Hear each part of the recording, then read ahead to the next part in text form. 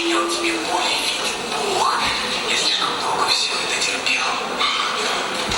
Время пришло. Я тебя создал. Значит, если я постараюсь не учиться, хоть и не